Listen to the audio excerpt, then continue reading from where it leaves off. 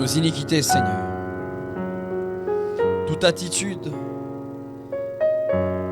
mauvaise que nous avons eue, Père, pardonne cela. Tout propos malsain que nous avons tenu, Seigneur, pardonne cela.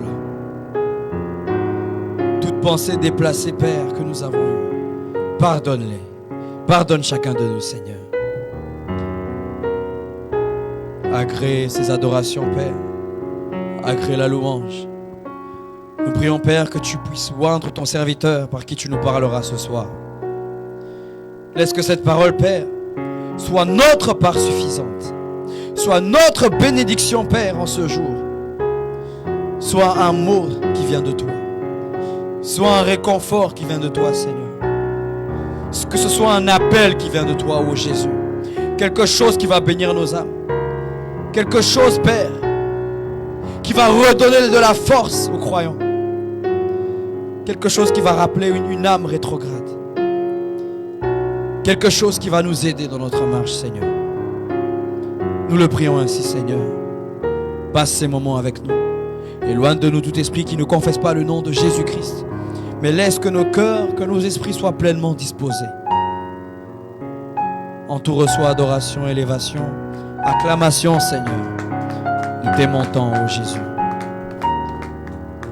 Car nous avons ainsi prié dans le nom merveilleux du Seigneur Jésus-Christ. Nous disons Amen, Amen, Amen. Amen. Rocher d'âge.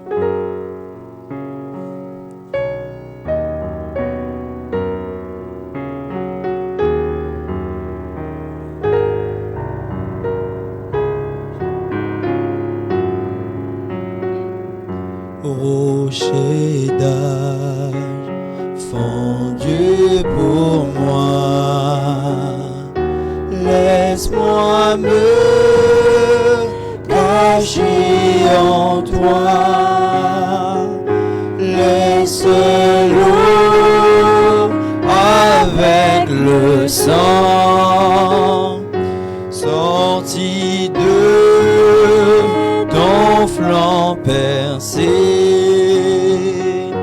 être un double remède, me sauver,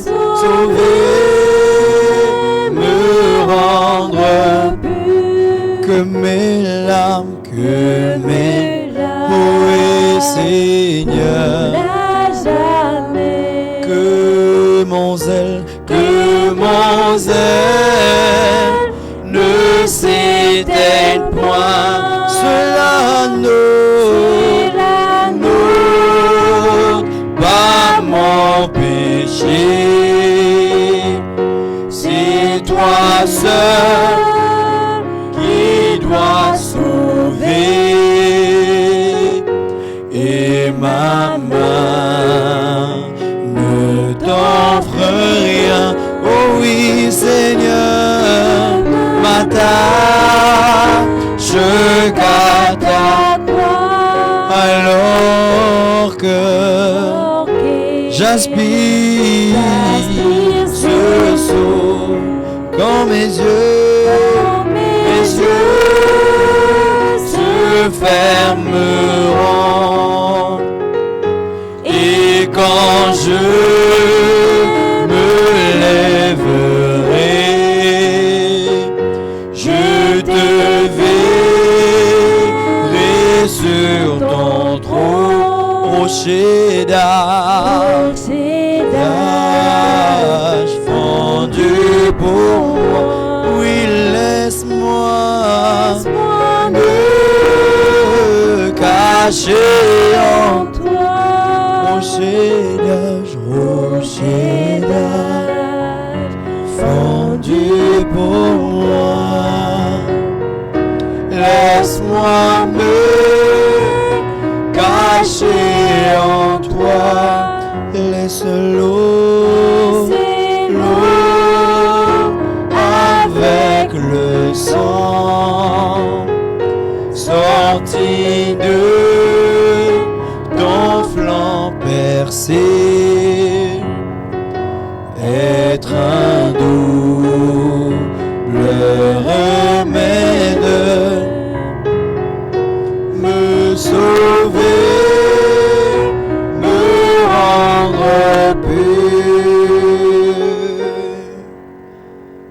Amen, amen. Nous allons louer le Seigneur.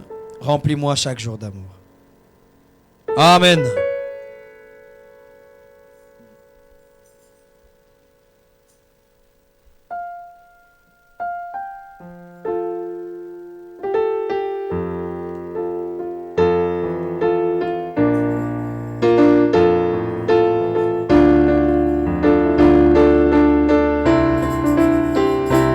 Laisse-moi marcher, Seigneur, par où tu es passé, chemin conduisant vers le ciel.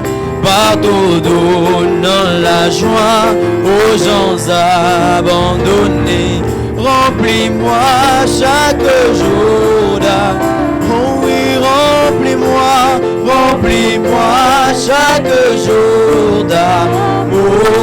Comme je marche avec la lampe, et laisse-moi marcher toujours avec chant et sourire. Remplis-moi chaque jour. Oh oui, remplis-moi chaque jour d'amour.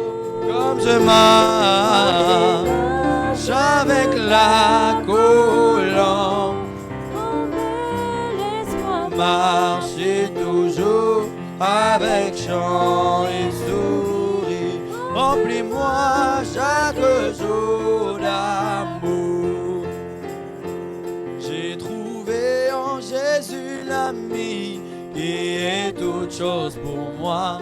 C'est le plus beau d'entre 10 000 pour mon âme. Il est le lys de la vallée, et en lui seul je trouve ma purification et ma guérison, mon réconfort, confort dans les peines, appui dans les tourments. Il m'invite à lui confier chaque souci. Alléluia. Étoile du matin, le lys de la vallée, c'est le plus beau d'entre 10 000 pour mon âme. Il a prié, porté sur lui, prié, porté sur lui, tous mes soucis et peines. Dans les tentations, pour lui j'ai tout abandonné et ôté de mon cœur mes idoles, et par sa puissance il me garde. Même si le monde m'abandonne, ou que Satan me tente, par Jésus j'atteindrai sûrement le but. La brillante étoile du matin, le lys de la vallée, c'est le plus beau d'entre 10 000 pour mon âme. Amen. Prions. Seigneur le Tout-Puissant, Seigneur Jésus-Christ, nous te sommes infiniment reconnaissants de la grâce que tu nous as donnée d'être parmi les vivants, Seigneur. Dieu bien-aimé, tu nous as encore accordé la grâce de venir dans ta maison où tu nous donneras le pain quotidien, Père éternel. Seigneur, laisse que nous soyons prédisposés, Seigneur. Et Seigneur, nous mettons dehors tout esprit de sommeil, tout esprit de distraction, tout esprit, Seigneur, d'incompréhension, Père éternel. Mais l'homme de côté, Seigneur, qu'on ne puisse pas regarder aux hommes, mais qu'on puisse regarder à ta parole. Et que ta parole puisse toucher le cœur d'un de tes enfants ce soir. Au nom de Jésus-Christ, nous avons ainsi prié, Père. Amen. Que le Seigneur vous bénisse. Vous pouvez vous asseoir.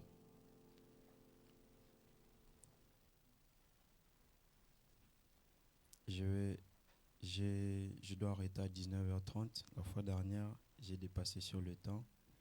Et j'ai les grands qui m'ont ramené à l'ordre, qui m'ont dit que petit, tu es encore un disciple. Et quand tu es un disciple, il faut respecter l'ordre que les anciens ont donné. Amen. Donc aujourd'hui, si vous voyez que j'arrive à une certaine heure 20h30. N'hésitez pas à me faire signe derrière. Comme ça, peu importe là où on se trouve, on va directement rentrer dans la prière. Amen. Je m'excuse encore de vous lever une dernière fois. On va juste lire la parole. Nous allons lire dans Luc verset 4. Qu'est-ce que la Bible dit?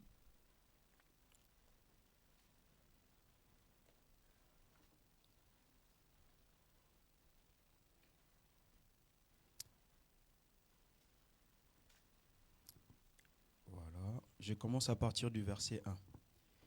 Jésus, rempli du Saint-Esprit, revint du Jourdain et il fut conduit par l'Esprit dans le désert, où il fut tenté par le diable pendant 40 jours.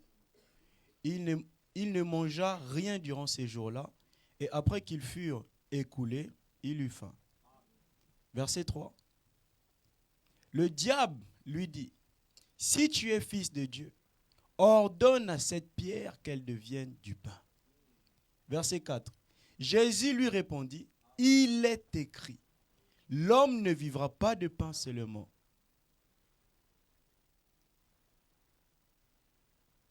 Le diable, l'ayant élevé, lui montra en un instant tous les royaumes de la terre et lui dit, « Je te donnerai toute cette puissance et la gloire de ces royaumes, car elle m'a été donnée et je la donne à qui je veux. Si donc tu te prosternes devant moi, elle sera tout à toi. » C'est-à-dire que le diable tend un piège à Jésus. Il dit, si tu fais ça, je te donne cela. Verset 7. Si donc, Jésus lui répondit, oui, 8. Jésus lui répondit, il est écrit, tu adoreras le Seigneur ton Dieu. Jésus est en train de recadrer Satan. Il dit, il est écrit, tu adoreras le Seigneur ton Dieu et tu le serviras lui seul. Amen. Le diable le conduisit encore à Jérusalem, le plaça sur le haut du temple et lui dit, si tu es fils de Dieu, jette-toi ici en bas, car il est écrit. Le diable lui dit, tu me dis, il est écrit, il est écrit. Moi, je te dis que j'ai la puissance. Toi, tu me réponds, il est écrit. Maintenant, toi, montre-moi ta puissance. Et voilà le piège qui tend à Jésus. Vas-y. Il donnera des ordres à ses anges à ton sujet, afin qu'ils te gardent. Donc, c'est le diable qui est en train de dire à Jésus de faire quelque chose, alors que c'est Jésus qui doit lui dire de faire quelque chose. Regardez comment il se positionne. Et ils te porteront sur le main. Donc, le diable est en train d'enseigner Jésus au sujet de la parole. Le diable n'est pas dans sa position. Il dit, de peur que ton pied ne heurte contre une pierre. Verset 12.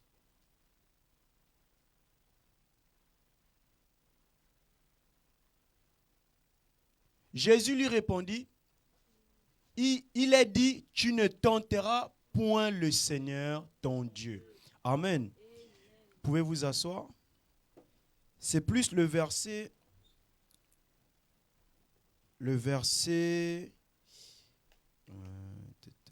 voilà. C'est plus le verset 7 et 8 qui ont, on va dire, qui a un peu attiré mon attention. Dans Luc, nous lisons ici, verset 7. Si donc tu te prosternes devant moi, elle sera tout à toi. Jésus lui répondit, il est écrit, tu adoreras le Seigneur ton Dieu et tu le serviras lui seul. Jésus dit à Satan, il rappelle à Satan les principes de l'adoration. Mais il ne s'arrête pas à adorer. Parce que le diable lui demande de se prosterner. Jésus lui répond que se prosterner devant toi, c'est t'adorer et te servir. C'est pourquoi Jésus recadre. Il dit non, je ne peux pas t'adorer toi. Je dois simplement adorer le Seigneur, mon Dieu, et le servir lui seul. Ça veut dire que l'adoration n'a pas été créée pour le diable. L'adoration n'a pas été créée pour Satan. Satan n'est pas un Dieu. Satan est un ange. Et on n'adore pas les anges. Celui qu'on adore, c'est Dieu. Satan vient en tant qu'ange déchu et il veut pousser son créateur à l'adorer. C'est un paradoxe. Et mon thème de ce soir c'est pendant que le pasteur Émile prêchait, il a touché un point, ça m'a percuté. Le servir, le suivre et l'adorer. Ça m'a vraiment percuté. On parle de fils adopté, mais qu'est-ce qu'un fils adopté fait? Le servir, le suivre et l'adorer. Nous allons lire ce que Frère Branham dit. Frère Branham dit dans le message, le seul lieu d'adoration. Paragraphe 20.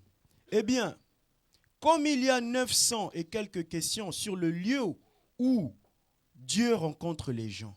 Parce que vous savez, l'homme a été créé pour adorer son Dieu. Normalement, sur cette terre-là, la seule chose qu'on devait faire, c'est regarder à Jésus. Regarder à Jésus, regarder à Jésus. Le travail, toutes ces choses, c'est les choses que le diable est venu créer pour venir nous distraire un peu de la parole de Dieu. Mais Dieu nous a créés pour l'adorer. Dans son plan parfait, lorsqu'il avait sa vision, il avait tous les attributs en lui et il fallait manifester ces attributs-là. Et la Bible dit que Dieu est esprit et ceux qui l'adorent, l'adorent en esprit et en vérité. Et donc, il a créé l'homme esprit d'abord. C'est cet homme-là qu'il a placé dans le jardin d'Éden et cet homme qu'il a créé était à son image. Il était comme Dieu. Et il a placé Adam dans le jardin, il a sorti une terre, il a mis l'esprit de l'homme dedans. Et l'homme en question qu'il avait créé devait continuer cette adoration. Devait continuer de garder cette parole. Il devait continuer de marcher avec cette parole. Parce que Dieu, il est l'esprit de vie. Et la parole, c'est ce qui donne la vie. Il avait créé l'homme pour vivre éternellement. Il voulait que l'homme soit comme lui. Que l'homme puisse parler comme lui. Que l'homme puisse aussi créer comme lui. Tout ce qu'il était, il a partagé ça avec l'homme. Il manifestait son attribut d'amour. J'ai tellement l'amour que ce que j'ai, je te le donne aussi. Pour que cet homme-là puisse le servir, le suivre et l'adorer. Et il a placé l'homme dans le jardin. Et l'homme a perdu ses repères. L'homme a perdu ses repères. Il est sorti du lieu où Dieu l'avait placé pour l'adorer. Et l'homme est sorti de ce lieu. De quelle manière? En écoutant une voix qui était une autre voix que la voix de son Créateur. Donc l'homme s'est détourné de la position où Dieu l'avait mis pour l'adorer. Et le diable, lorsqu'il revient tenter Jésus, il veut amener Jésus à faire la même chose que Adam avait fait dans le jardin. Il va amener Jésus à écouter sa voix.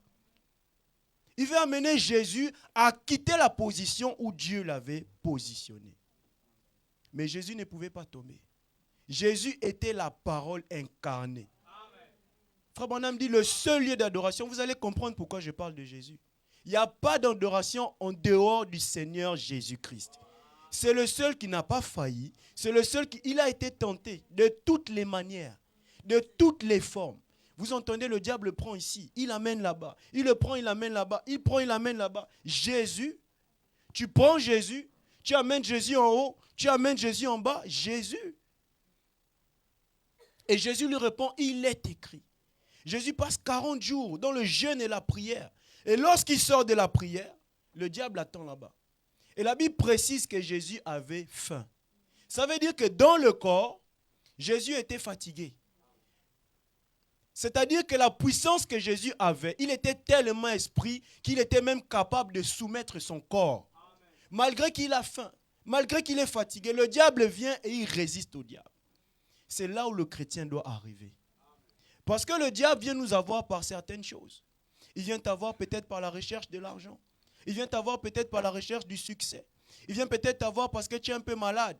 Et il profite de ces faiblesses-là et il vient et commence à se chuchoter des choses à l'oreille. Il profite de cette faiblesse-là. Comme ça, toi, quand tu commences à regarder à l'argent, je n'ai pas d'argent, je n'ai pas d'argent, je n'ai pas d'argent, tu commences à te détourner petit à petit. Tu te détournes petit à petit. Tu ne sais pas que tu es en train de t'éloigner de ce Dieu-là. Dieu ne t'a pas créé pour dépendre de ta chair. La Bible dit que Jésus était dans le désert, là où il n'y avait rien. Il a résisté au diable dans le désert. La Bible dit qu'il était dans le désert, il avait faim, il avait sûrement soif. Et c'est là où le diable attend. Ici sur la terre, tu vas remarquer que toutes les choses qui t'arrivent, c'est toujours comme si c'est au pire moment. Mais Dieu t'a donné une capacité par la parole de résister au diable. Et lorsqu'on est en train de parler de le suivre, le servir, le suivre et l'adorer, on va parler de là où on adore Dieu. Parce que beaucoup pensent qu'ils adorent Dieu. Beaucoup pensent qu'ils servent Dieu. Beaucoup pensent qu'ils suivent Dieu, mais ils ne suivent pas Dieu. Beaucoup le pensent. Beaucoup pensent que parce qu'il vient à l'église, il sert Dieu. Beaucoup pensent que parce qu'il est membre d'église, il adore Dieu. Beaucoup pensent que même lorsqu'ils prient, Dieu les écoute. Jésus dit que vous demandez mal. Pourquoi? Parce que tu demandes, tu n'es pas au bon endroit. Tu ne demandes pas de la bonne manière. Tu ne respectes pas les principes de ce Dieu-là. Parce que l'adoration a des principes. Le service du Seigneur a des principes. Suivre le Seigneur, il y a des principes. Marcher avec Dieu, il y a des principes. Pourquoi on parle de ça? Un chrétien, un croyant qui sert son Dieu, qui marche avec son Dieu, qui adore son Dieu, il a la puissance de ce Dieu-là. Il n'est pas seulement formaliste, il a aussi la puissance de ce Dieu-là. Il dit, allez, je vous envoie, partout où vous irez, celui qui vous reçoit m'a reçu. Pourquoi? C'est un mandat que Dieu donne à l'homme pour accomplir ses desseins.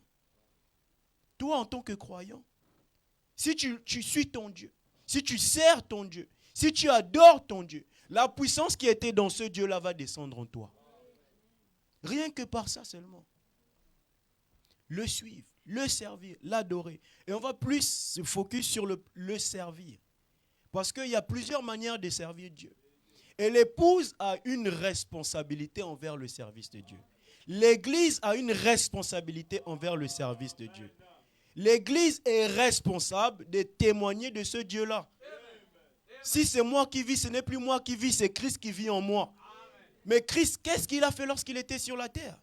Il était au service. Il dit, je n'ai fait que ce que le Père m'a montré. Ça veut dire qu'il était soumis à la volonté de Dieu. Mais toi, à quelle volonté tu es soumis? Qui est-ce qui soumet? Qu'est-ce qui soumet ton esprit? Qu'est-ce qui amène ton esprit à ne plus prier? Qu'est-ce qui amène ton esprit à abandonner l'église? Qu'est-ce qui amène ton esprit à faire d'autres priorités que la parole de Dieu? Qu'est-ce qui t'amène dans cette position? Qu'est-ce que tu places au-dessus de ton Dieu? Est-ce que c'est l'argent? Est-ce que c'est le succès? Est-ce que c'est la réussite? Qu'est-ce que tu places au-dessus de ton Dieu?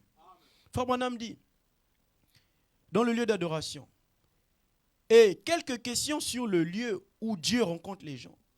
Il rencontre les méthodistes, il rencontre les baptistes, il rencontre ici, là-bas et ailleurs. Il rencontre les pentecôtistes et tout ça. Il rencontre même les frères du message. Eh bien, il y a là une question. Chacun doit donc chercher son propre salut avec crainte et tremblement. Mais ce soir, je veux essayer de trouver et de prouver dans l'Écriture où se trouve ce lieu précis où Dieu rencontre les gens et adore avec eux. Il y a un lieu où tu peux rencontrer ce Dieu-là, où tu peux l'adorer. Mais il y a aussi des lieux où tu ne peux pas l'adorer, où tu ne peux pas le rencontrer. Il y a des choses qui t'empêchent de rentrer dans la présence de Dieu. La jalousie, tu ne peux pas rentrer dans sa présence. Paragraphe 20. La haine, tu ne peux pas rentrer dans sa présence. Ce n'est même pas en Dieu. Dieu est tellement saint que lorsque tu t'approches de lui, il dit que je veux que mon peuple qui s'approche de moi élève des mains pures. Tu ne peux pas venir dans la prière sans passer par la repentance. Tu ne peux pas venir dans la maison de Dieu et tu ne te reproches de rien. C'est impossible. Ésaïe, lorsqu'il est rentré dans sa présence, la Bible dit qu'il est tombé à terre. Les gens ne se rendent plus compte de c'est quoi la présence de Dieu. On vient dans la présence de Dieu, on sort comme on veut, on parle comme on veut, on est distrait, on répond aux messages. La présence de Dieu, c'est une bénédiction ou c'est un jugement. Il dit, mais ce soir, je vais essayer de prouver par les Écritures où il se trouve. Et si c'est celui-là, c'est donc le seul lieu où il le rencontrera. Écoutez bien, Frère Branham dit qu'il n'y a qu'un seul lieu. Parfois, on ne s'arrête pas là-dessus. Il n'y a qu'un seul lieu. Il n'y a pas plusieurs lieux, il n'y a pas plusieurs vérités. Qu'on ne vous trompe pas. Il n'y a qu'une seule vérité. Il n'y a qu'un seul lieu où vous pouvez rencontrer ce Dieu-là. Et Dieu est dans sa parole. Sa parole, c'est simplement ses principes. comment il faut marcher avec lui, comment il faut le suivre, comment il veut que tu te comportes, comment il veut que tu agisses. Et plus tu marches selon cette manière, plus ce Dieu-là commence à se manifester en toi. Parce que Dieu, le moyen par lequel il te taille, c'est par la parole. C'est le moyen par lequel il te dessine. Vous voyez l'écriture, quand on parle de l'écriture, ce sont des formes. Ce sont des formes, les mots, les paroles. L'écriture, c'est des paroles qu'on place quelque part. Et l'écriture, on grave ça sur les tablettes de ton cœur, afin que ton cœur ait l'image de ce que Dieu était. Tu ne peux adorer Dieu que si Dieu se trouve dans ton cœur. Tu ne peux pas adorer Dieu sans le Saint-Esprit. Mais la Bible dit que les adorateurs adoreront le Père en esprit et en vérité, non?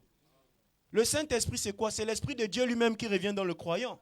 C'est pour ça que la Bible dit que le Saint-Esprit émet en notre faveur. Ce n'est même pas nous qui prions. C'est le Saint-Esprit qui prie. C'est lui l'avocat. Celui qui va témoigner devant Dieu. Mais Seigneur, tu es mort à la croix. Tu as versé le sang. Ce n'est pas tes mérites. Ce sont les mérites du Saint-Esprit, qui est Christ lui-même, qui est mort à la croix. Si Dieu te regardait au travers de toi-même, tu ne serais jamais sauvé. Personne ne peut suivre Dieu si ce n'est pas le Saint-Esprit qui rentre dans l'homme pour l'amener à agir d'une certaine manière. Et ce Saint-Esprit-là vient par la parole. Personne ne peut suivre Dieu par ses capacités. Personne ne peut suivre Dieu par son intelligence. Personne ne peut connaître la révélation de Dieu par de la théologie. Sois très intelligent comme tu veux. Connais tout ce que tu veux. Mais lorsque tu viens écouter la parole de Dieu, tu te vides complètement afin que lui puisse te remplir. Parce que les gens, des fois, tu vas parler d'un sujet. Moi, on a déjà entendu parler de ça. Comment ils répètent encore ça? Mais Dieu veut rajouter quelque chose de plus. Peut-être que la fois où il avait parlé de ça, tu étais distrait. Peut-être que tu es venu ici à l'église, tu dormais. Mais il est tellement amour qu'il vient répéter ça uniquement pour toi.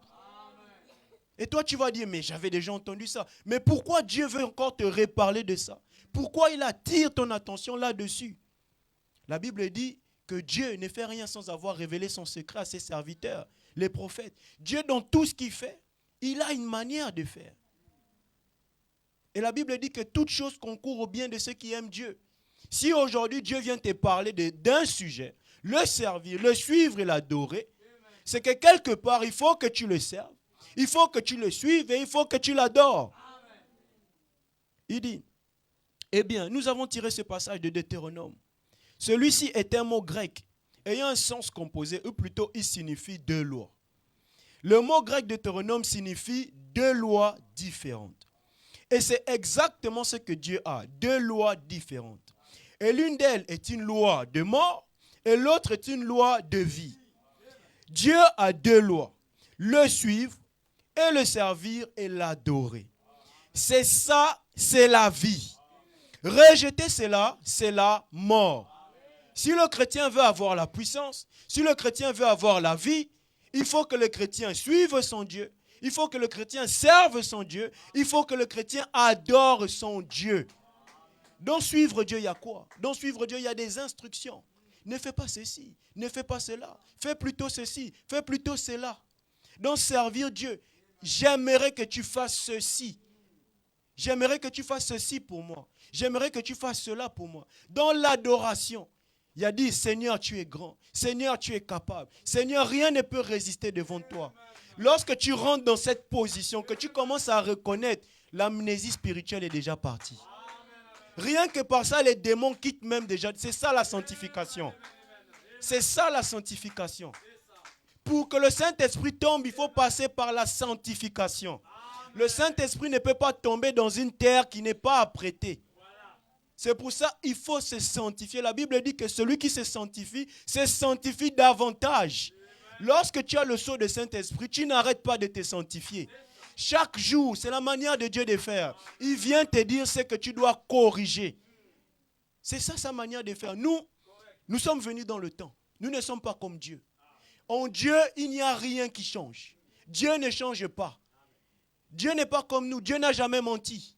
Dieu ne change pas. Il est éternel. Hébreux 13, 8. Mais nous changeons. L'homme peut t'abandonner. L'homme peut te trahir. L'homme peut être aujourd'hui ton ami, demain ton ennemi. L'homme peut te faire du mal aujourd'hui et demain du bien. Mais Dieu ne change pas. Voilà la différence entre Dieu et nous. Dieu n'a pas besoin d'attendre le temps comme nous. Dieu n'a pas besoin, il est éternel. Mais nous, chaque jour, on a besoin. C'est pour ça que Jésus, quand il a dit, apprends-nous à prier.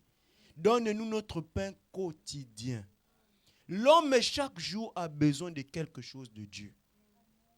Tant que vous êtes sur la terre, vous ne pouvez pas arriver quelque part où vous dites, ça y est, je connais tout Dieu, je n'ai plus besoin de lui. Tous les jours, tu auras besoin de lui. Ne t'étonne pas que tous les jours, tu sois dans des difficultés. Ne t'étonne pas que tous les jours, tu sois tenté. C'était ça la volonté de Dieu. Dieu veut te garder tous les jours proche de lui. Et il te regarde. Il te regarde dans ta journée, à quoi tu as pu passer le temps. Il voit que tu as passé le temps sur les réseaux sociaux. 4 heures, tu étais sur les réseaux sociaux. Il regarde et dit, mais moi, je vais passer du temps avec lui. Qu'est-ce qu'il fait? Alors, il laisse le diable faire quelque chose. Et là, quand le diable t'atteint, tu vas maintenant commencer à le regarder.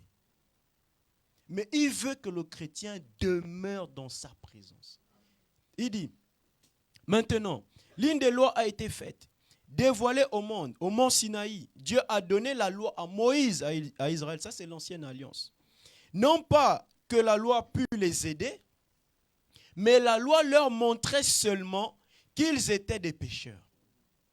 La parole, vous allez venir ici, on va te dire, voici ce que la Bible dit. Voici ce que la parole dit. Si ce n'est pas la grâce de Jésus-Christ, tu ne peux pas appliquer cette parole. Si ce n'est pas la grâce de Dieu, tu ne peux pas. Parce que l'homme, on l'a mis sous l'alliance de la loi, il n'a pas réussi. Regardez la position dans laquelle Adam était. Et regardez la position dans laquelle nous sommes aujourd'hui. Adam n'avait jamais connu le péché. Il était venu par la volonté parfaite de Dieu. Par la parole. Mais il est quand même tombé. Et il est quand même tombé. Mais regardez nous aujourd'hui. Lorsque tu viens, tu es déjà pécheur. Rien que par ta naissance. Tu es déjà sous des alliances. Tu viens déjà dans des familles où les gens ont adoré des dieux étrangers. Tu viens déjà dans des familles où les gens ne connaissent même pas le vrai Dieu. Si ce n'est pas la grâce de Dieu qui te localise, tu es perdu. C'est pour ça qu'on parle de la prédestination. La prédestination, c'est quelque chose que Dieu fait pour toi. Où toi, tu n'as rien à voir. Par sa préscience, il te regarde. Il sait que cette personne va me servir. Et il met en toi un programme. Ce programme-là, c'est l'amour. Et il met ça en toi de telle sorte que lorsque tu entends cette parole, tu commences à l'aimer de plus en plus. Il met en toi un programme qui va t'amener à le chercher lui. Il met en toi un programme qui va t'amener à l'adorer, à le servir. Et le diable, comme un virus, il vient s'infiltrer dans ce programme pour détourner le plan de Dieu. Dieu a dit, je vais t'amener dans la prospérité. J'ai des plans de bonheur pour toi. Le diable, lorsqu'il vient, il te regarde, il te dit, tu es malheureux. Tu n'as rien. Tes poches sont vides. Regarde dans quelle situation. Et tu commences à écouter ça. Sachant que Dieu n'a pas dit que tu es malheureux. Il a dit, j'ai formé pour toi des plans de bonheur et non des plans de malheur. Mais quelle est cette voix qui nous parle souvent? Est-ce que c'est la voix de Dieu ou c'est la voix du diable? Frère Branham dit, il peut y avoir la loi sans sanction. Une loi sans sanction n'est pas une loi. Ainsi donc, quand tu transgresses la loi de Dieu, c'est la mort qui t'attend. C'est pour cette raison, tant que Jésus n'était pas venu sur la terre, tant que le lieu d'adoration n'était pas manifesté, parce que dans l'Ancien Testament, ils n'adoraient pas. C'était le sacrifice des boucs et des taureaux, ça ne pouvait pas les sauver. C'est comme si on mettait quelque chose qui couvrait. Et il fallait un sang perpétuel. Et c'est pour ça que Jésus est descendu. Et lorsque Jésus descend, lui qui est l'agneau parfait, le médiateur entre Dieu et les hommes, Dieu qui se suscite un corps semblable au corps de l'homme pour venir racheter l'homme. Et Jésus descend sur la terre. Il vient au travers de ça. Non pas pour te regarder au travers de tes mérites, mais pour regarder au travers de l'amour qu'il a pour toi. Dieu ne te regarde pas sur base de tout ce que tu peux faire. Mais lorsque tu deviens ce Dieu-là, tu vas manifester la même nature que lui. S'il t'a aimé, toi aussi tu vas l'aimer en retour. Parce qu'il est venu pour te donner cette semence de vie.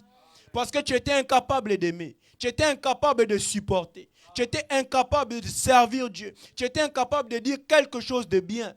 Tu étais violent, tu étais colérique. Tu étais tout ceci. Il a fallu que l'amour de Dieu se projette en toi. Afin que tu deviennes un homme tempérant. Que tu deviennes une femme patiente. Que tu deviennes un homme de foi. Que tu deviennes un homme persévérant. Et pour faire cela, il t'a fait passer par des épreuves. Vous n'imaginez pas le temps, combien de fois Dieu est patient avec nous. Dieu est patient avec nous tous les jours. Tous les jours. La Bible dit qu'il use de patience pour permettre à tout le monde d'arriver à la perfection.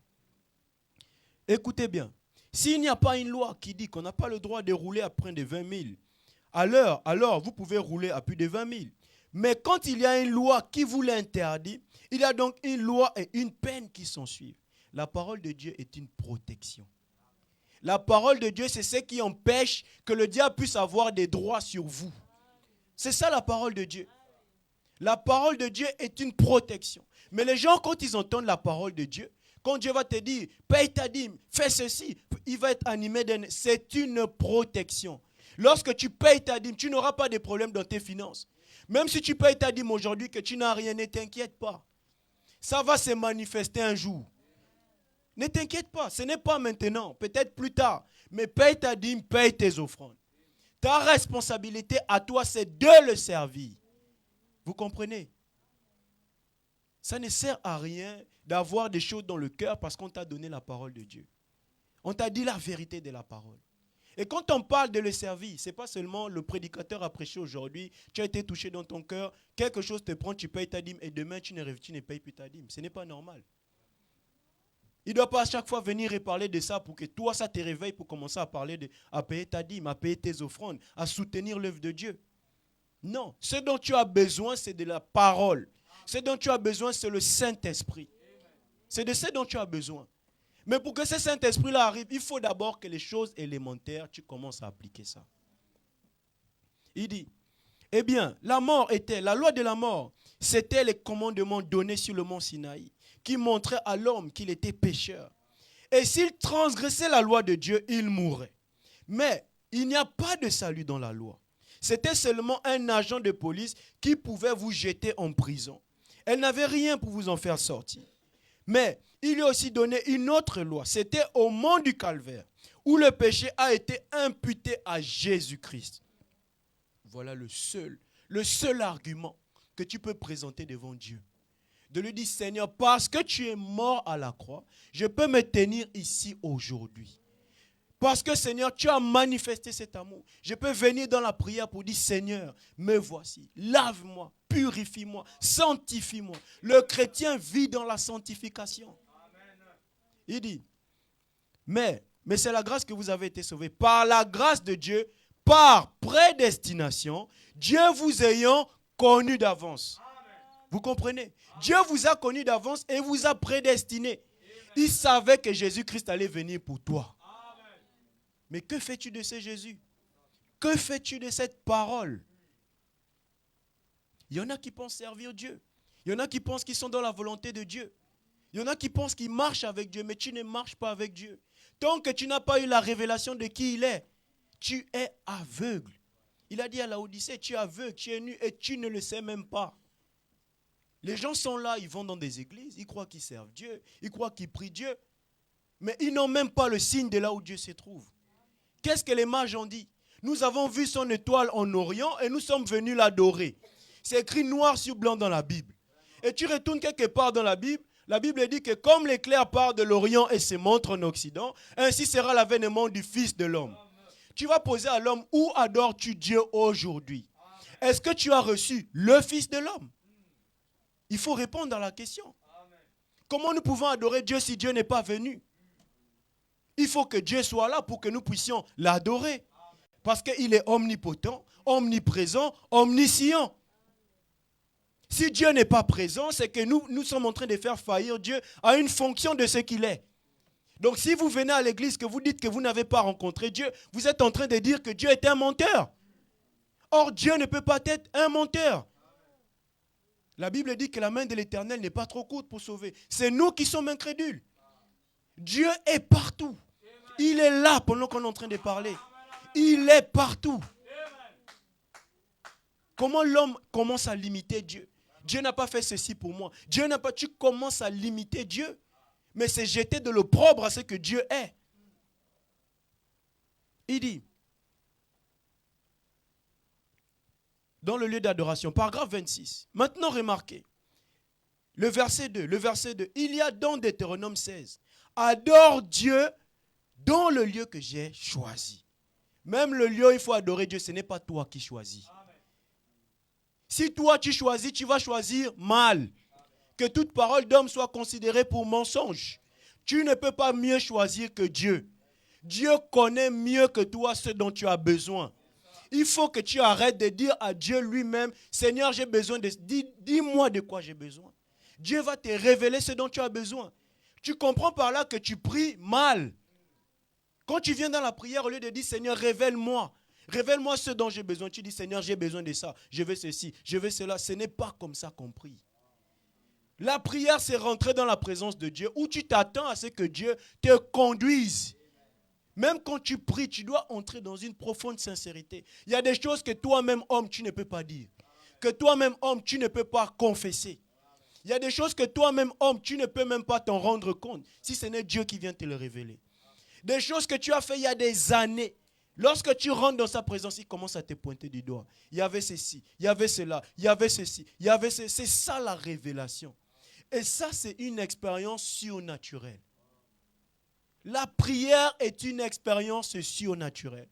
On vient le mercredi, le vendredi, c'est pour rentrer dans une atmosphère surnaturelle. Samedi, 2 heures de prière, c'est pour rentrer dans une atmosphère surnaturelle. Frère Branham dit que vous ne pouvez pas trop prier. Même si on vous avait dit de venir vendredi à 7 heures du matin, vous ne pouvez pas trop prier. Quelqu'un ne peut pas venir dire, j'ai déjà prié mercredi. J'ai prié vendredi, on me demande encore de prier samedi. Dieu vous a prévenu. Dieu vous a prévenu que celui qui a des oreilles entende. 2 heures de prière encore samedi. Tu ne peux jamais trop prier. Jésus a dit, priez sans cesse. Tu ne pourras jamais trop prier. Et vous allez comprendre pourquoi je parle de la prière. Parce que la prière fait partie du service de Dieu. La prière, c'est servir Dieu. Mais toi, tu es un chrétien, tu as l'étiquette de chrétien, mais tu ne pries pas. La nuit, tu dors toute la nuit. Tu arrives à 23 heures, tu manges, tu commences à beaucoup manger. Et l'estomac est fatigué. Et tu dors jusqu'au matin, on t'a déjà fatigué la nuit. Tu dois t'élever dans la nuit pour prier. Ça, quand tu pries à 14 heures, quand tu pries le matin, tout ça, c'est bien. Ça, c'est un programme normal. C'est comme quand tu travailles. Tu travailles la journée, tout le monde travaille la journée. Mais travailler la nuit, il y a même des primes parce que tu travailles la nuit. Les chrétiens qui prient la nuit, ce sont des chrétiens qui ont la puissance de Dieu. Parfois, vous voyez quelqu'un dans la journée, il vient à côté de toi, tu n'as plus de problème, il prie la nuit. Il doit avoir la vie de prière. La vie de prière, on dit bien la vie de prière. C'est-à-dire l'action de continuellement prier. Tu marches, tu pries. Tu cuisines, tu pries. Tu repasses les vêtements, tu pries. Tu es en train d'écrire au boulot, tu pries. Dans tes oreilles, c'est la prière. La prière, la prière, la prière, la prière. Et le diable commence à s'éloigner de toi seul. Tu ne combats même pas les esprits. Toi, tu pries seulement. Une personne qui est sanctifiée, le diable ne peut pas l'atteindre. Parce que pour t'atteindre, il doit d'abord croire en la parole de Dieu. Il ne peut pas croire en la parole de Dieu. Il ne peut pas croire. Donc tu dois avoir une certaine position. La peur ne doit pas être en toi. Comment je crois au message de l'heure? Comment je vis dans la sanctification? Comment je m'attends à ce Dieu-là? J'ai peur du diable. J'ai peur d'une situation. J'ai peur de quoi? Je ne peux pas avoir peur. Il va m'atteindre par où? Qui va me lier? Lorsque vous me regardez, c'est le sang de Jésus qui parle. Vous pouvez vaincre le sang de Jésus qui a traversé le séjour des morts. Vous croyez que Jésus n'a pas vu tous ces esprits-là? Il les a dominés un à un. Il les a mis au pas et il a arraché les clés. Ça, c'est la puissance de Dieu. Je suis là pour te dire aujourd'hui, je te le répète, Satan ne peut pas te vaincre. Satan ne peut pas te vaincre. Lorsqu'il est mort à la croix, il a dit quoi? Tout est accompli. Même la victoire sur Satan, c'était depuis le ciel. Satan ne peut pas te vaincre. Arrête de tomber, de te relever. Reste dans la présence de Dieu. Ne cherche même pas des solutions à tes problèmes. Cherche seulement à rester dans la présence. Tu verras tes problèmes disparaître devant toi. Reste seulement dans sa présence. Il y a quelque chose, je mets mes genoux à terre. Il y a quelque chose qui ne va pas, je mets mes genoux à terre. Il y a quelque chose qui ne va pas, j'écoute une bonne. Il y a quelque chose qui ne va pas, je mets la prédication du pasteur. Il y a quelque chose qui ne va pas, écoutez même souvent les moments de prière. Moi, parfois, je prends les moments de prière, j'écoute. Ce n'est pas moi qui prie. C'est dans mes oreilles que ça prie. Et tu deviens la prière. Ce sont des messages que tu envoies à ton subconscient. Quand tu entends quelqu'un prier, Seigneur, sanctifie-moi, sanctifie-moi, ça rentre dans tes oreilles. Tu vas aussi devenir ça. Ce que tu entends, ce que tu vois, c'est ce que tu deviens. Si tu veux devenir la parole de Dieu, écoute la prière. Si tu veux devenir la parole de Dieu, écoute la parole. Si tu veux devenir la parole de Dieu, sers Dieu. Si tu veux devenir la parole de Dieu, marche avec Dieu. Tu n'auras même pas besoin de demander à Dieu la puissance. Parce que Dieu est la puissance. Lorsque tu feras tous ces principes-là, tu vas remarquer que ta vie, les situations vont se débloquer. Tu peux être là, tu vois une situation bloquée. Et tu commences à prier. Tu pries, tu t'élèves, tu commences à marcher. Ce n'est plus toi qui as pris le contrôle de la situation, c'est lui-même qui entre en scène. Nous sommes, l'homme est l'agent de Dieu. Il y a des choses que vous faites pour Dieu, vous ne savez pas ce que ça déclenche au ciel. La Bible dit qu'il a un livre des souvenirs. Vous ne savez pas ce que ça déclenche au ciel. Vous savez, même nous-mêmes, quand on parle même de la parole de Dieu, on ne mesure pas. Dieu lui-même mesure mieux que nous. Il y a des choses qu'on lit de la parole de Dieu. Lui, quand il voit ça, si vous pouvez imaginer au ciel, lui-même connaît vraiment sa parole. C'est pour ça, lorsque Jésus vient, il dit que celui qui m'a vu, a vu le Père. C'est quelque chose qui est certes. Jésus ne titubait pas. Jésus ne disait pas les peut-être, les à peu près. Jésus disait, voici ceci, voici cela, voici ceci, voici cela. Et le chrétien doit rentrer dans une dimension. Et pour rentrer par cette dimension, c'est par la prière. C'est la prière qui t'élève, qui t'amène à te rapprocher de Dieu. Et là, tu arrives quelque part où Dieu te révèle ce que tu dois dire. Quand on dit le troisième poule, tout ça, ce n'est pas des paroles que toi tu fabriques. Ce sont des paroles que Dieu te révèle, que toi tu dois prononcer. Si tu veux que la parole s'accomplisse, que la parole se manifeste, il faut que tu dises une parole qui est dans la volonté de Dieu.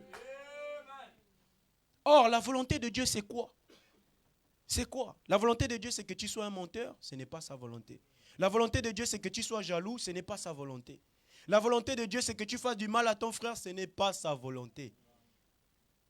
Quand tu regardes ta position, quand tu regardes ta manière d'agir, est-ce que tu es dans la volonté de Dieu? Parce que même ta prière, pour que Dieu exauce ta prière, il faut que tu sois dans sa volonté. Que ta volonté soit faite sur la terre comme au ciel. Est-ce que qui voit le ciel ici? Le ciel est une dimension invisible. C'est une dimension invisible. C'est dans la dimension invisible que tout se passe dans la chambre de compensation. Il dit, et Dieu t'a créé, c'était pour l'adorer. Paragraphe 25, le lieu d'adoration. Il y a aussi deux alliances qui ont été données au peuple. Nous en parlerons le matin. L'une a été donnée à Adam avec une condition. Si tu fais ceci et que tu ne fais pas cela, mais cette loi a été violée. Adam et Ève l'ont violée dans le jardin d'Éden. Alors, Dieu a établi la seconde alliance. Vous comprenez? Même pour adorer Dieu, il faut être sous une alliance. Il faut être sous un signe. C'est pour ça les disciples, les mages, ils ont parlé de l'étoile. C'était ça le signe de l'alliance. Nous avons vu son étoile en Orient et nous sommes venus l'adorer. Ça veut dire que toutes les personnes qui prient, qui adorent Dieu, qui le servent, qui ne sont pas sous l'étoile, ne sont pas sous le signe. Il y a des gens qui parlent de Jésus, ne sont même pas sous son alliance. Si tu n'as pas reçu Malachie 4, tu n'adores pas Dieu. Tu adores un Dieu historique, c'est bien. Tu n'adores pas un Dieu au présent. Parce que Dieu n'est pas passé. Dieu est le même hier, aujourd'hui et éternellement. Hébreux 13:8. Il est perpétuel. Amen. Il dit, cette loi-là, ce n'est pas ce que tu as fait ou ce que tu feras. Il a dit, moi je l'ai déjà fait. Ça, c'est la grâce. Amen. Ça, c'est la loi de la vie. Vous comprenez? C'est la loi de la vie. La grâce de Dieu, c'est ça la loi de la vie. Dieu l'a fait pour Abraham et pour sa semence après lui. Dieu savait déjà que toi aujourd'hui tu aurais besoin de la parole pour surmonter tes épreuves. Il dit, comme la Bible dit, tout Israël sera sauvé, mais ça ne veut pas dire les Juifs, comme Paul disait, ceux qui sont israélites intérieurement ou en dehors. Ceux qui sont entièrement ou en dehors, voilà. Au dehors, comme on en a parlé l'autre soir, c'était les enfants d'Isaac par le sexe. Mais la loi de Dieu, c'était par Christ. Quand on parle de l'adoption, tu es adopté dans quel esprit? L'adoption, c'est recevoir le Saint-Esprit. L'onction, c'est-à-dire Christ, qui est mort à la croix pour une multitude, qui revient dans une autre dispensation. Dispensation du Saint-Esprit pour continuer l'œuvre à travers de toi. C'est ça l'adoption. Il veut te sceller de son esprit. Mais un fils adopté, qu'est-ce qu'il a? Il a l'héritage. Et l'héritage, celui qui a l'héritage marche d'une certaine manière. La Bible dit que tu es co-héritier. Mais quand tu t'assois sur le trône, toi tu es au service du peuple. Un roi est au service du peuple. Ça veut dire que si tu es un fils adopté, tu vas servir les enfants de Dieu, tu vas servir les serviteurs de Dieu, tu vas servir dans la maison de Dieu. Vous comprenez que la loi, tu vas vivre la loi au travers de la grâce. La grâce ne va pas t'amener à transgresser la loi. La grâce va t'amener à marcher selon la loi. La grâce vient te donner la capacité de marcher selon la parole de Dieu. Il dit, comme la Bible dit, au dehors. Alors, mais la loi de Dieu, c'était par Christ. Qui était la semence royale d'Abraham, afin que, par grâce, tout Israël soit sauvé. C'est-à-dire, tous ceux qui sont en Christ sont sauvés. Tous, la seconde alliance de Dieu. Mais toutes ces choses préfiguraient Christ.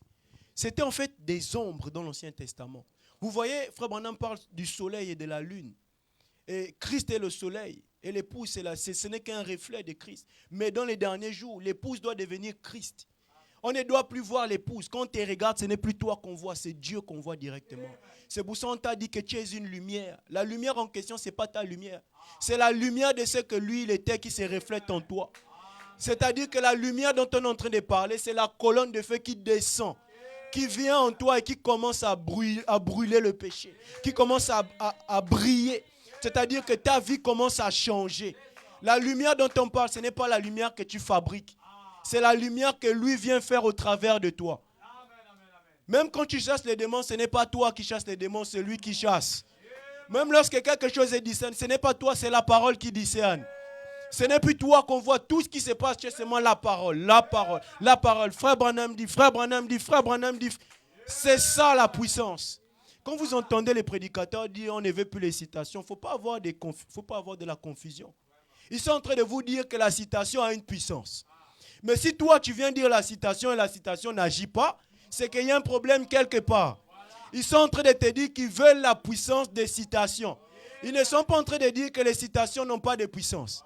Parce que les gens peuvent comprendre qu'il y a des prédicateurs qui viennent et qui disent qu'on ne doit pas dire frère Branham dit non. Ils sont en train de te dire qu'il faut la vie qui accompagnait ces citations-là. Il faut la vie qui accompagnait la Bible. Toi tu dis frère Branham dit, frère Branham dit, frère Branham dit, mais est-ce que tu marches selon ce qu'il a dit? Comment tu veux devenir le message si tu ne marches pas selon le message? Comment tu veux la puissance qui accompagnait frère Branham si tu ne marches pas selon ce que frère Branham a dit? Parce que frère Branham est Moïse. Si vous voulez avoir la vie, il fallait écouter Moïse. Si vous voulez avoir le Saint-Esprit, il fallait avaler le livre. Exactement ça. Le problème qu'on a aujourd'hui, c'est qu'on lit le message, mais on n'applique pas le message. C'est ça le problème que nous avons. On parle de l'enlèvement, on parle de la foi de l'enlèvement, on parle de la révélation des mystères, mais on ne croit pas qu'on doit quitter ici. On ne croit pas ça, c'est pour ça qu'on est encore attaché aux choses de la terre. Lorsque tu n'as pas l'argent, c'est la fin du monde pour toi. Lorsque tu as une difficulté, c'est la fin du monde. Parce que pour toi, encore une fois, tu ne veux pas aller dans l'enlèvement. Tu veux d'abord les choses qui sont ici.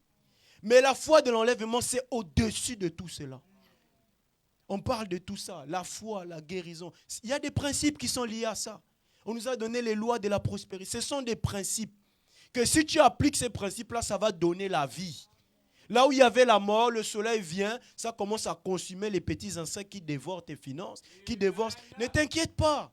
Je te dis, ne t'inquiète pas. Ce n'est pas parce que le compte est vide aujourd'hui que ce n'est pas déjà fait. Il a dit à Daniel que dès le premier jour que tu as prié, j'avais déjà écouté. Il y a seulement quelque chose qui m'a... Donc quand le pasteur dit ici qu'il y a les milliardaires, vous regardez et dites, mais il n'y a aucun milliardaire, qu'est-ce qu'il raconte? Alors que Dieu est en train de te donner la parole de la prophétie. Nous devons regarder à l'invisible. Il y a une personne dans cette église qui s'est identifiée à ça. Il a saisi la promesse. Quand vous allez voir, le travail s'est fait dans le secret. On ne parle même pas, le travail s'est fait dans le secret. Il dit, alors Dieu établit une seconde alliance. La Bible dit dans Hébreux 13:8, il est le même hier, aujourd'hui et éternellement. Écoutez bien, paragraphe 30, le lieu d'adoration. Et la manière dont Dieu a agi une fois, il doit agir de la même manière pour toujours. Je ne peux pas venir sur base de la parole de Dieu. Et tu as un problème. Et tu viens ici, on parle de ce même Dieu-là et tu n'es pas guéri. Je suis désolé de vous dire ça. Dieu guérit. Dieu restaure. Dieu sauve. Dieu purifie. Dieu délivre. Et pour parler de la délivrance, il faut être soi-même passé par la délivrance. Pour parler de la guérison, il faut être soi-même passé par la guérison. Mais ce n'est pas parce que tu n'es pas encore passé par quelque chose que ce n'est pas la vérité. Peut-être quelqu'un a déjà vécu ces témoignages. De se dire, Seigneur, tu as fait ceci pour moi. Ne sois pas jaloux. Tu as fait ceci pour mon frère. Si tu as fait ça pour lui, tu es capable de le faire aussi pour moi. Souviens-toi de moi, Seigneur. Lorsque tu viens dans la prière, c'est ce que tu dois dire. Ne m'oublie pas, Seigneur. J'attends aussi mon tour. Amen. Alors, écoutez bien. Ou alors, il s'était trompé quand il a agi pour la première fois. Si jamais un homme vient à Dieu pour recevoir le salut, la base sur laquelle celui-ci l'a accepté, ce doit être sur la même base qu'on doit être accepté à chaque fois. C'est la même chose pour tout le monde, la même parole. C'est vrai, si jamais un homme vient à Dieu pour avoir la guérison divine et que Dieu l'accepte sur une certaine base, le suivant qui arrive, il doit l'accepter de la même manière. C'est-à-dire au moyen de la foi. C'est tout. Les prédicateurs ne vont pas te fabriquer. Si tu ne crois pas, tu ne seras pas guéri. Si tu crois, tu seras guéri. C'est sur base de la foi. Il dit, il doit accepter de la même manière. Ou alors, il s'était trompé quand il a accepté le premier. Dieu a donné une base sur laquelle il rencontrerait l'homme. Et cette base-là, c'est le Seigneur Jésus-Christ. Le Seigneur Jésus-Christ, c'est qui aujourd'hui? C'est la parole. Mais qui est la parole? La parole est la parole faite chair. Lorsque l'onction rentre dans un homme et que cet homme me parle de la parole de Dieu, que tu crois cette parole, c'est le Seigneur Jésus-Christ manifesté. C'est ça le Seigneur Jésus-Christ. Dieu est esprit. Ceux qui l'adorent, l'adorent en esprit et en vérité. Il dit, il a donné une même base pour ce qu'il fera. Comment il le ferait? Et c'était par le sang du sacrifice d'un agneau dans le jardin d'Éden. Dieu n'a jamais, à aucun moment, il n'a jamais changé cela. Jamais Dieu n'a changé cela. Et toi, en tant que l'épouse de Dieu, qui sert ce Dieu-là, durant les 5 dernières minutes qui me restent, c'est quoi servir? C'est quoi servir? Le dictionnaire dit s'acquitter d'obligations, de tâches envers une institution à laquelle on obéit. Il a bien servi. On ne parle pas de servir le pays, on parle ici de servir Dieu. Ça veut dire servir Dieu, c'est s'acquitter des objectifs que tu as envers ce Dieu-là. Écoutez encore bien.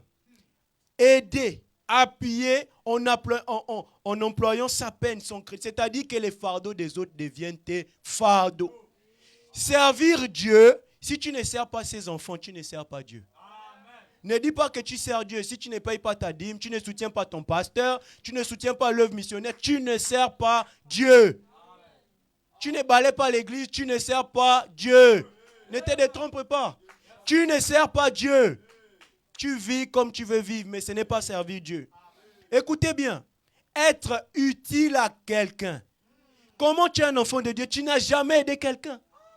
Tu es un enfant de Dieu, tu es toujours chez toi, enfermé. Enfant de Dieu. La vie de Dieu est une vie d'action. Tu n'es jamais sorti parler de la parole de Dieu à quelqu'un. Et tu es enfant de Dieu. Et tu es serviteur de Dieu. Tu n'es pas un serviteur de Dieu. Tu ne sers même pas les enfants de Dieu. La Bible dit que la moindre des choses que tu fais aux plus petits d'entre eux, c'est à moi que vous le faites. Écoutez bien. Là, ça va encore même encore. C'est ça qui détruit même les gens. Être utilisé. Ton frère se sert de toi. Tu es le sacrifice de ton frère. Tout ce que toi tu as, tu te mets dans une situation délicate pour ton frère. Tu te mets dans des problèmes que tu ne peux pas imaginer pour ton frère. C'est ça le sacrifice.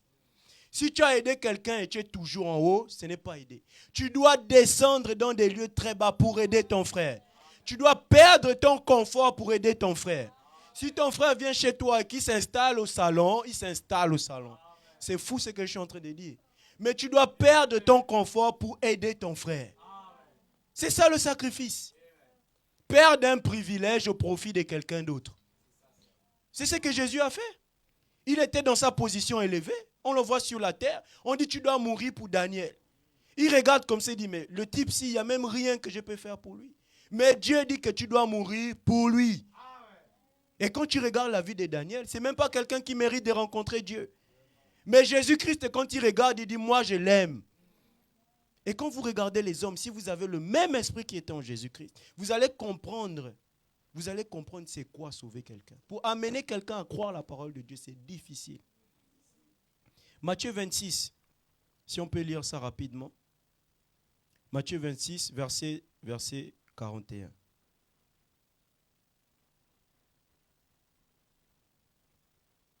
Qu'est-ce que Jésus dit? Qu'est-ce que la Bible dit dans Matthieu 26?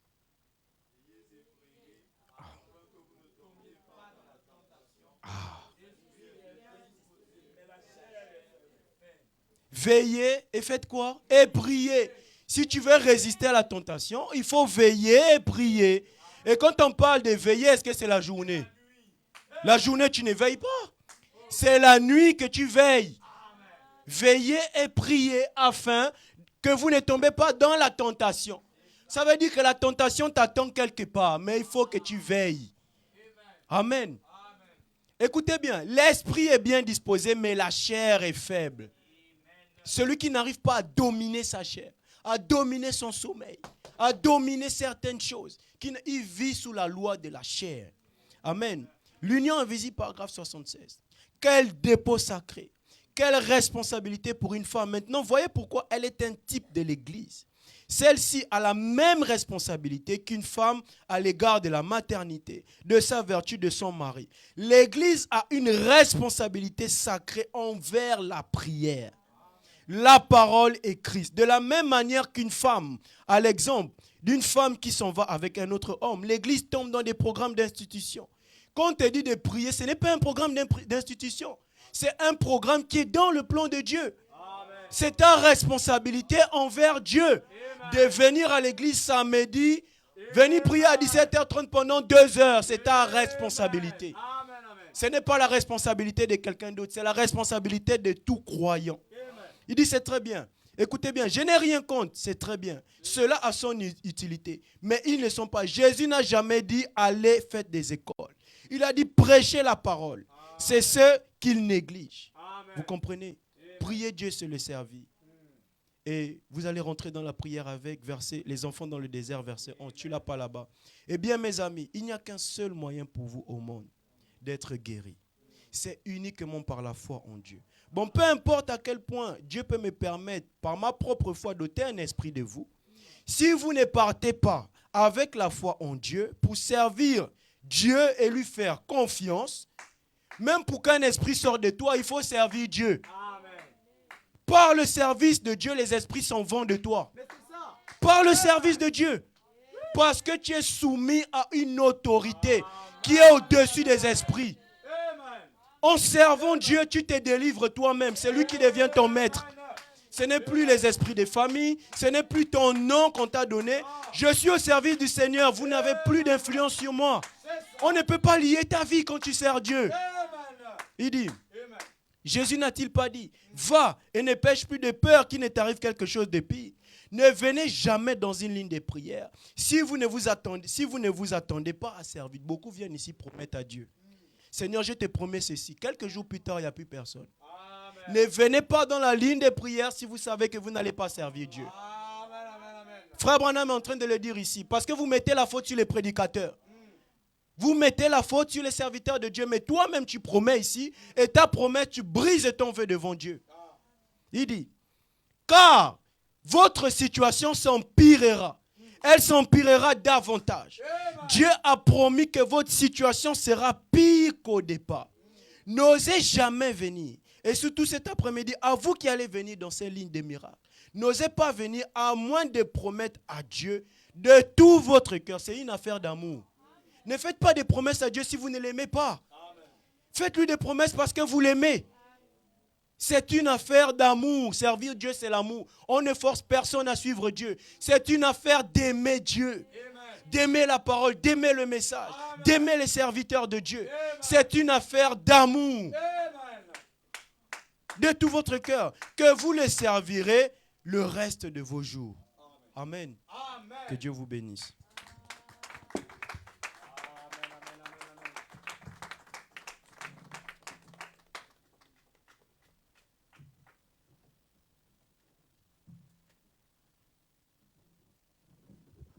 Est-ce qu'on peut encore clamer le Seigneur? Alléluia. Suivez le Seigneur et servez Dieu. Amen. C'est un privilège de servir Dieu. Ce n'est pas donné à tout le monde, mais c'est une grâce. Amen. Une grâce que Dieu nous donne d'être à son service. Comme la femme qui a pris le parfum pendant que les gens étaient là à vouloir servir le maître de la cérémonie. Et il voulait être à la table du maître de la cérémonie. Jésus était assis tout seul au coin. C'est ce que nous faisons de Jésus dans nos vies. Nous le mettons tout seul dans le coin. Dans nos maisons, il est dans le coin. Dans nos vies, il est dans le coin. Nous prenons le travail, nous mettons Jésus au coin. Mais la pauvre, la prostituée, ceux que nous condamnons, c'est même eux-mêmes qui servent encore Dieu.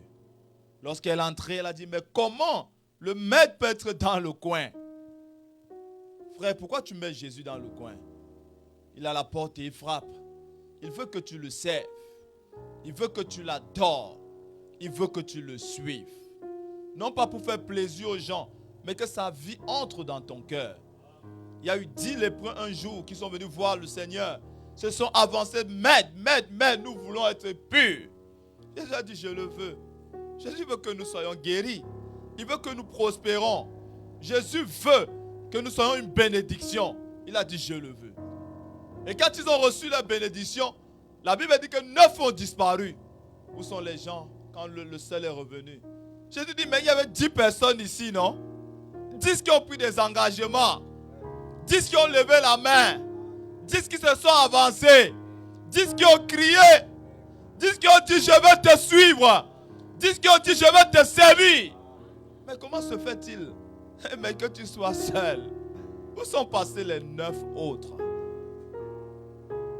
Il a dit, mais toi, puisque tu es revenu et que tu as tenu ton engagement, que tu as tenu, ce n'était plus seulement l'affaire de guérison physique, mais il a reçu quelque chose que les 9 n'ont pas reçu. Vous voyez, parfois, dans nos engagements, nous pouvons tromper les hommes, mais nous ne pouvons pas tromper Dieu. Le temps viendra. Beaucoup sont appelés. On crie, oh, je suis appelé, je suis appelé. Mais la Bible dit que peu sont élus.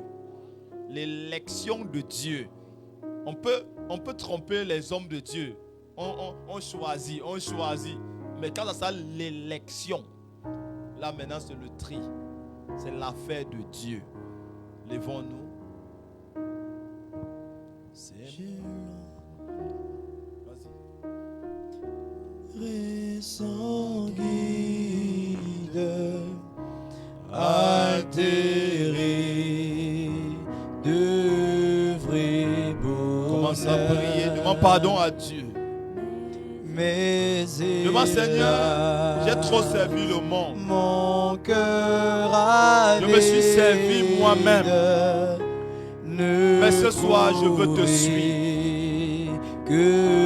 J'abandonne tout entre tes mains, ma vie. Tout entre tes mains, Seigneur. Où sera la main puissante? Où sera cette main quand tu quitteras la terre, mon frère? Qui pourra le dernier jour, à la dernière heure, m'arrêter sur cette pente où déjà je vois l'amour, un sauveur, Jésus lui-même eut pitié de mon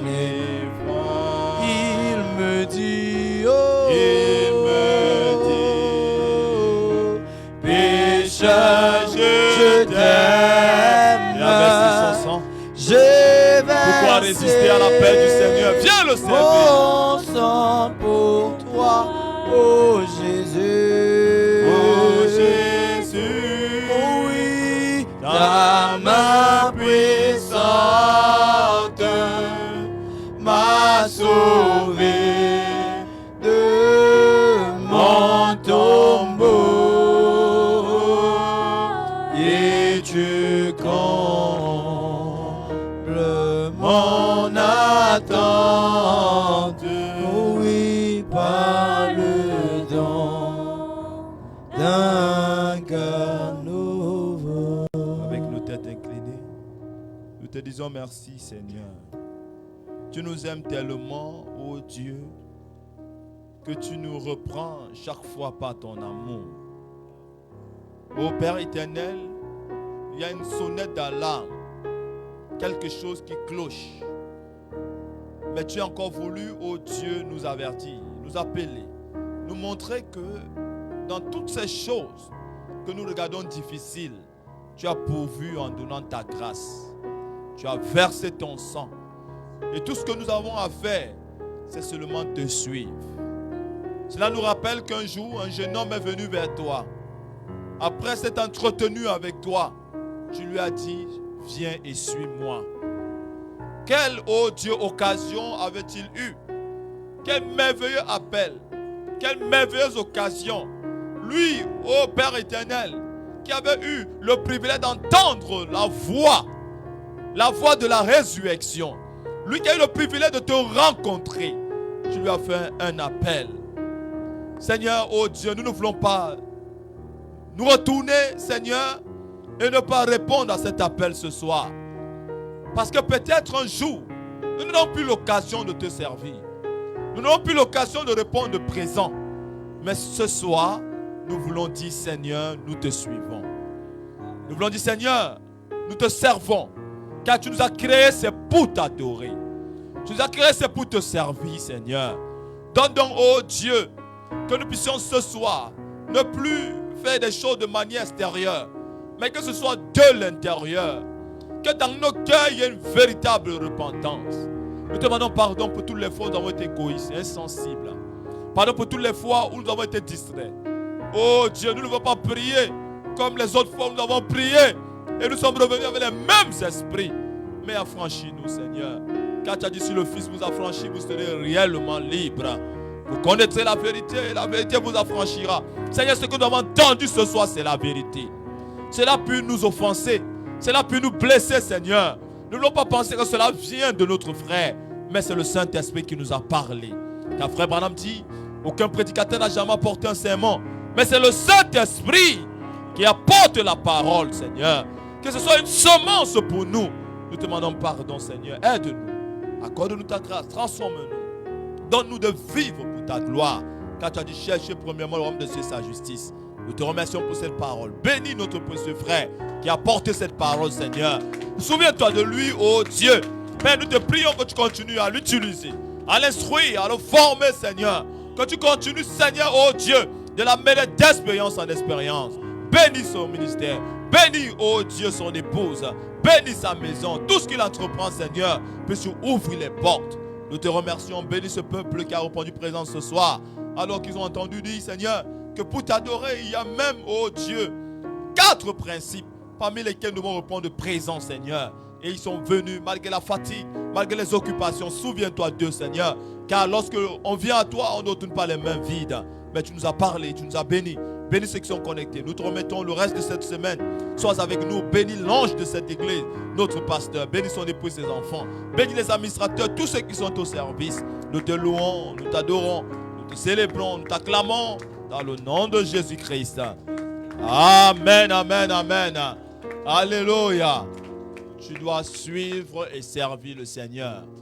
Pour les communiquer avant que nous ne terminons, vous avez vu l'annonce dans le groupe partagé par notre pasteur. Samedi prochain, la semaine prochaine, dans le dernier samedi, à partir de 17h30, on a 2 heures de prière non-stop. Amen. Invitez des personnes, faites part à d'autres personnes qui n'ont pas peut-être vu. Nous avons 2 heures. Vous avez vu au programme ce qu'il y a. Ce sera l'intercession et on priera pour les différents sujets qui seront donnés. Amen. Donc, mettez déjà cela en prière, que le Seigneur puisse accorder sa grâce, que pendant ces 2 heures de prière, que nous puissions être bénis. Amen. Donc, je crois qu'on a bien ciblé parce que ce week-end, le lundi sera un jour férié, je crois, le 1er mai. Ce sera un jour férié. Donc, on finira vers 19h30. On aura le culte le matin. Que le Seigneur vous bénisse richement. Est-ce qu'on peut acclamer pour la gloire de Dieu? Amen.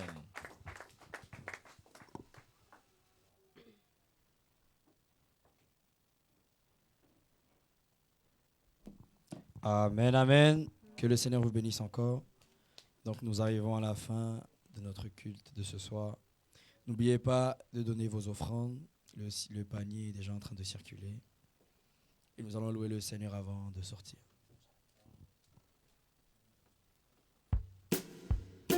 Louange à l'agneau. Louange à l'agneau. Alléluia. Louange à l'agneau de Dieu. Alléluia. Louange à l'agneau.